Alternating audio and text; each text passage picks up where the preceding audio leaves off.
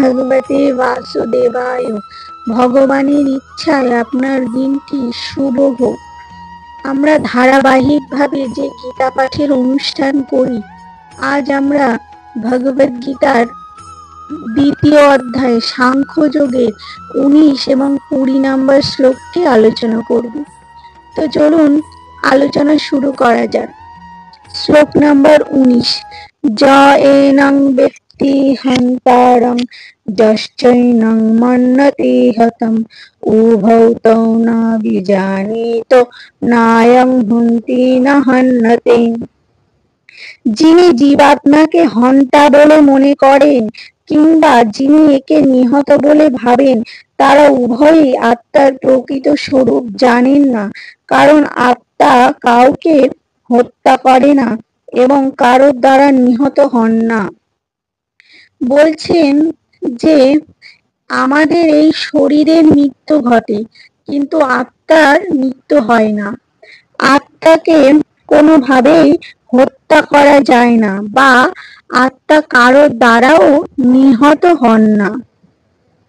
তাৎপর্য: যখন কোনো দেহধারী জীব মারাত্মক অস্ত্রের দ্বারা আঘাতপ্রাপ্ত হয়, তখন জানতে হবে যে দেহের মধ্যে আত্মার মৃত্যু হয় না। বলছেন একটি মানুষকে যখন অস্ত্রের দ্বারা আঘাত করা হয়, তখন সেই মানুষটির দেহটির মৃত্যু ঘটে, কিন্তু তার আত্মার মৃত্যু ঘটে না। আত্মা তখন আর সেই দেহে বাস করতে পারে না। যখন সেই দেহটি মারা যায়, তখন সেই দেহে আর আত্মা থাকতে পারে না। আত্মার বাসের অনুপযোগী হয়ে ওঠে সেই দেহটি। তাই সেই দেহটি আত্মা ত্যাগ করে। যারা মূর্খ, তারা আত্মার এই দেহ ত্যাগ করাকে আত্মার মৃত্যু বলে মনে করে। বলছেন যারা জানে না, তারা মনে করে যে এই শরীরের মৃত্যু হওয়া মানেই আত্মার মৃত্যু হওয়া। কিন্তু পরবর্তী শ্লোকে আমরা জানতে পারবো আত্মা এত সূক্ষ্ম যে কোনো অস্ত্রের দ্বারাই তাকে হত্যা করা সম্ভব নয়। আর তাছাড়া আত্মা চিরশাশ্বত ও চিন্ময় হওয়ার ফলে কোনো অবস্থাতেই তার বিনাশ হয় না। বলছেন আত্মা এত ক্ষুদ্র এবং এত সূক্ষ্ম যে কোনো কিছুর দ্বারাই তাকে বিনাশ করা সম্ভব হয় না। এবং আমাদের এই শরীরের মৃত্যু হয়, এই জড় দেহটির মৃত্যু হয়, কিন্তু আত্মার কখনো মৃত্যু হয় না। অবশ্য তা বলতে এটি বোঝায় না যে দেহটিকে হত্যা করলে কোনো অন্যায় হবে না। বলছেন যে দেহটি কোনো কঠিন অস্ত্রের দ্বারা আঘাত করলে সেই দেহটির মৃত্যু ঘটলে যিনি সেই অস্ত্রের দ্বারা সেই দেহটিকে আঘাত করছেন, তার যে অন্যায় হয় না, এটা বলা যাবে না।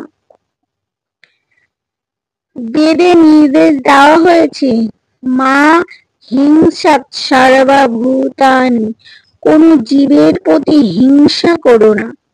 কোন জীবের আত্মিক সত্তাকে হত্যা করা যায় না।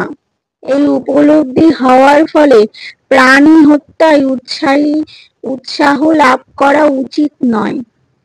বলছেন যে বেদে নির্দেশ দেওয়া হয়েছে কোন জীবের প্রতি হিংসা করো না, হিংসা করা উচিত নয়। কোন জীবের যে আত্মিক সত্তা, তাকে আত্মিক সত্তা মানে যে আত্মা, তাকে হত্যা করা যায় না। এই উপলব্ধি হওয়ার ফলে প্রাণী হত্যায় উৎসাহ লাভ করা উচিত নয়। বিনা কারণে অন্যায়ভাবে যখন পশু হত্যা করা হয়, তখন তাতে অবশ্যই পাপ হয়। বলছেন যে বিনা কারণে নিজের আত্মতৃপ্তি লাভের জন্য যদি আমরা নিরহ পশুকে হত্যা করি, তাহলে আমাদের পাপ হয়।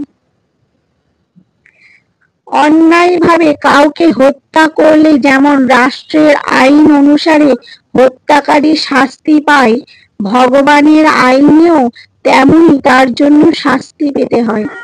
বলছেন, কোনো মানুষকে যদি অন্যায়ভাবে হত্যা করা হয়, তাহলে রাজ্যের নিয়ম অনুসারে যেমন তাকে শাস্তি পেতে হয়, তেমনি ভগবানের আইনেও কোনো পশুকে, নিরীহ পশুকে বা প্রাণীকে আমরা যদি হত্যা করি, তাহলে ভগবানের আইনেও আমরা শাস্তি পেতে হয় আইনের জন্য। সনাতন ধর্মকে রক্ষা করার জন্য ভগবান অবশ্য অর্জুনকে যুদ্ধ করতে অনুপ্রাণিত করেছিলেন। তিনি কখনোই অর্জুনকে তার খেয়াল খুশি মতো হত্যা করতে আদেশ দেননি। বলছেন, ধর্ম সংস্থাপনের জন্যই তিনি অর্জুনকে যুদ্ধ করতে অনুপ্রাণিত করেছিলেন, কিন্তু কখনোই তিনি অর্জুনকে নিজের খেয়াল খুশি মতো হত্যা করতে আদেশ দেননি। শ্লোক নাম্বার 20। ন জায়তে নিয়তে বা কদাচিন নায়ং ভূত্তা ভাবিতা বা না ভূয় অজনিত্যা শাশ্বত অয়ং পুরাণ না হন্যতে হন্যমানে শরীরে। আত্মার কখনো জন্ম হয় না বা মৃত্যু হয় না, অথবা পুনঃ পুনঃ তার উৎপত্তি বা বৃদ্ধি হয় না। যিনি জন্মরহিত, শাশ্বত, নিত্য এবং পুরাতন হলেও চিরনবীন, শরীর নষ্ট হলেও আত্মা কখনো বিনষ্ট হয় না। গুণগতভাবে পরমাত্মা ও তার পরমাণু সদৃশ অংশ জীবাত্মার মধ্যে কোনো পার্থক্য নেই। বলছেন যে আমরা এই জীবাত্মা, যে পরমাত্মার অংশ, সেই গুণগতভাবে আমাদের মধ্যে কোনো পার্থক্য নেই। জড় দেহের যেমন পরিবর্তন হয়, আত্মার তেমন কোনো পরিবর্তন হয় না। বলছেন, জড় দেহ মানে আমাদের এই শরীরটার যেমন পরিবর্তন হয়, কিন্তু আমাদের আত্মার পরিবর্তন হয় না। তাই আত্মাকে বলা হয় কূটস্থ, অর্থাৎ কোনো কালে, কোনো অবস্থায় তার কোনো পরিবর্তন হয় না। কোনো কালে, কোনো অবস্থায় আত্মার পরিবর্তন হয় না বলে তাকে কূটস্থ বলা হয়। জড় দেহে 6 রকমের পরিবর্তন দেখা যায়। মাতৃগর্ভে তার জন্ম হয়, তার বৃদ্ধি হয়, কিছু কালের জন্য স্থায়ী হয়, তা কিছু ফলপ্রসব করে, ক্রমে তা ক্ষয়প্রাপ্ত হয়। অর্থাৎ বলছেন যে আমাদের এই জড় শরীরে 6 রকমের পরিবর্তন হয়। কি কি না, আমাদের মাতৃগর্ভে জন্ম হয় এবং তারপর বৃদ্ধি হয়, মানে আমরা বড় হয়ে উঠি, কিছু কালের জন্য স্থায়ী হয়, কিছু কালের জন্য আমরা এই পৃথিবীতে থাকি এবং কিছু ফলপ্রসব করি, ক্রমে ক্রমে ক্ষয়প্রাপ্ত হয়, মানে ক্রমে ক্রমে আমরা বৃদ্ধা অবস্থার দিকে পতিত হই এবং অবশেষে বিনাশ হয়। আত্মার কিন্তু এইরকম কোনো পরিবর্তন হয় না। আমাদের এই শরীরের যেমন পরিবর্তন হয়, কিন্তু আত্মার কোনো পরিবর্তন হয় না। আত্মার কখনো জন্ম হয় না, কিন্তু যেহেতু সে জড় দেহ ধারণ করে, তাই সেই দেহটির জন্ম হয়। বলছেন যে আত্মার কখনো জন্ম হয় না, কিন্তু যেহেতু তার জড় দেহ ধারণ করতে হয়, তাই সে এক দেহ থেকে আর এক দেহে স্থানান্তরিত হয়, সেই দেহটির জন্ম হয়। যার জন্ম হয় তার মৃত্যু অবধারিত। বলছেন, যার জন্ম হয় তার মৃত্যু মৃত্যু অবশ্যই হবে, এটি প্রকৃতির নিয়ম। তেমনি আবার যার জন্ম হয় না তার কখনোই মৃত্যু হতে পারে না। বলছেন যে যেমন প্রকৃতির নিয়ম যে যার জন্ম হয় তার মৃত্যু অবধারিত হয়, মানে আমাদের এই জড় শরীরটি জন্ম হয় কিন্তু তার মৃত্যু অবশ্যম্ভাবী, তেমনি আত্মার জন্ম হয় না, মৃত্যুও হয় না। তাই বলা হয়েছে যে আত্মা হলো নিত্য, শাশ্বত ও পুরাতন, অর্থাৎ কবে যে তার উদ্ভব হয়েছিল তার কোনো ইতিহাস নেই। আমরা দেহ চেতনার দ্বারা প্রবাহিত হই, তাই আমরা আত্মার জন্ম ইতিহাস খুঁজে থাকি। বলছেন যে আমাদের এই দেহ চেতনার দ্বারা প্রভাবিত হয়, তাই আমরা আত্মার জন্ম ইতিহাস খুঁজতে থাকি। কিন্তু যা নিত্য, শাশ্বত, তার তো কোনো শুরু থাকতে পারে না। বলছেন আত্মা তো চিরনিত্য এবং শাশ্বত, তার কোনো শুরু থাকতে পারে না। কোথা থেকে কবে যে তার শুরু হয়েছে তা কেউ জানে না। দেহের মতো আত্মা কখনো জরাগ্রস্ত হয় না, মানে দেহ যেমন রোগে আক্রান্ত হয় তেমন আত্মা কখনো রোগে আক্রান্ত হয় না।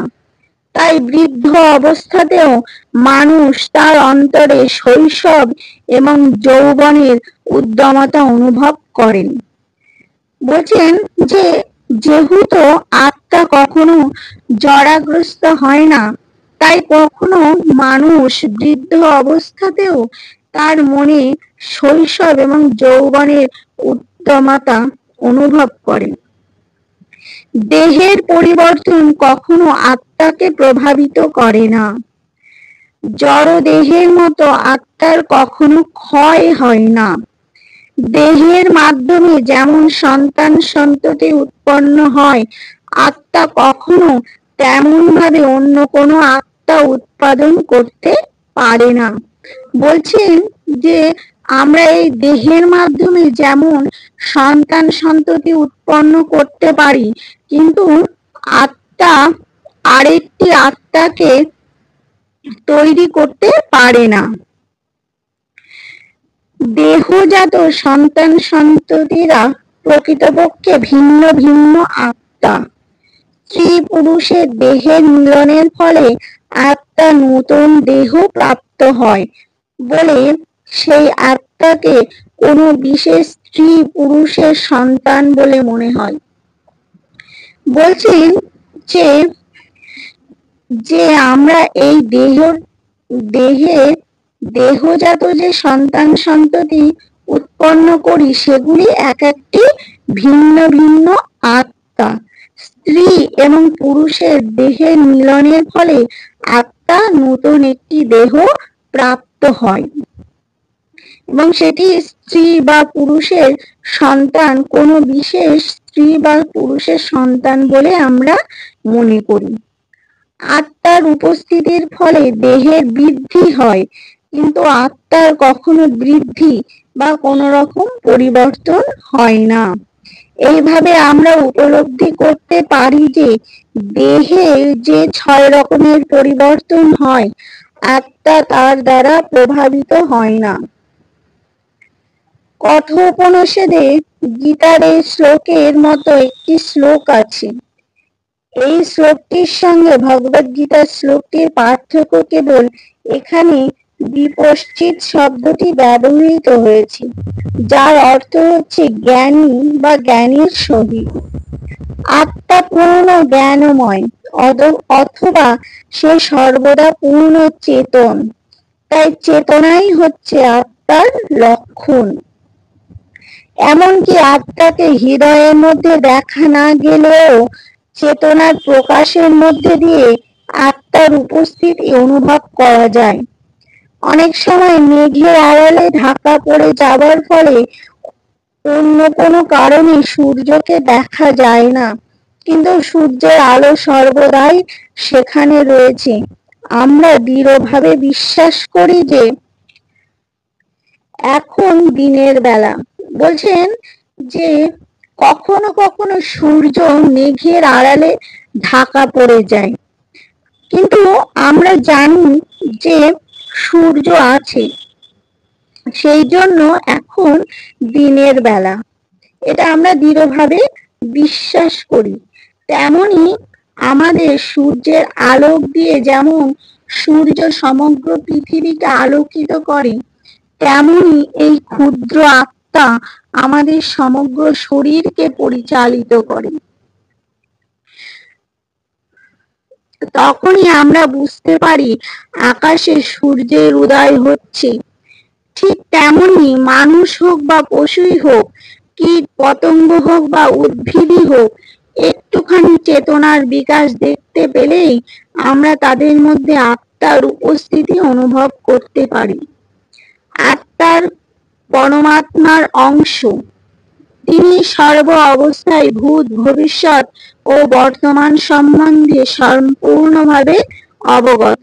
বলছেন আত্মা হলো সেই পরমাত্মা শ্রীকৃষ্ণের অংশ। সেই আত্মা ভূত, ভবিষ্যৎ এবং বর্তমান সম্পর্কে সম্পূর্ণভাবে অবগত। স্বতন্ত্র জীবের চেতনা বিস্মৃতি প্রবণ। সে যখন তার সচিদানন্দময় স্বরূপের কথা ভুলে যায়, তখন সে শ্রীকৃষ্ণের পরম উপদেশ থেকে শিক্ষা ও আলোক প্রাপ্ত হয়। বলছেন যে আমাদের এই জীব, প্রত্যেক জীব বিস্মৃতি প্রবণ, মানে আমরা ভুলে যাই। আমরা যে সেই যে সচিদানন্দ ভগবান শ্রীকৃষ্ণের অংশ, সেটা আমরা ভুলে গেছি। শ্রীকৃষ্ণের পরম উপদেশ থেকে শিক্ষা ও আলোক প্রাপ্ত হয়, কিন্তু শ্রীকৃষ্ণ বিস্মরণশীল জীবের মতো নন। যদি তাই হতো, কৃষ্ণের ভগবদ গীতার উপদেশাবলী অর্থহীন হয়ে পড়ত। পরমাত্মা ও জীবাত্মা উভয়ই বৃক্ষ সদৃশ। জীব দেহের হৃদয়ে অবস্থিত। যিনি সব রকম জড় বাসনা ও সব রকমের শোক থেকে মুক্ত হতে পেরেছেন, তিনি কেবল ভগবানের কৃপার ফলে আত্মার মহিমা উপলব্ধি করতে পারেন। ভগবান শ্রীকৃষ্ণ হচ্ছেন পরমাত্মার উৎস, যা পরবর্তী অধ্যায়ে বিশদভাবে ব্যাখ্যা করা হবে। আর অর্জুন হচ্ছেন তার প্রকৃত স্বরূপ সম্পর্কে আত্মবিস্মৃতি জীবাত্মা। তাই তাকে শ্রীকৃষ্ণের কাছ থেকে অথবা সুযোগ্য প্রতিনিধি সদ্গুরুর কাছ থেকে এই পরম তত্ত্বজ্ঞান লাভ করতে হয়। হরি বল। রাধে রাধে।